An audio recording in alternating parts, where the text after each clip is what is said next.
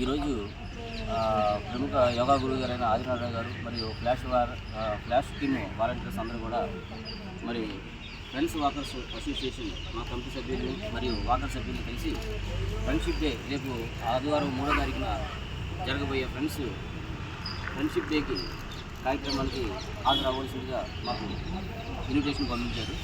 చాలా సంతోషం.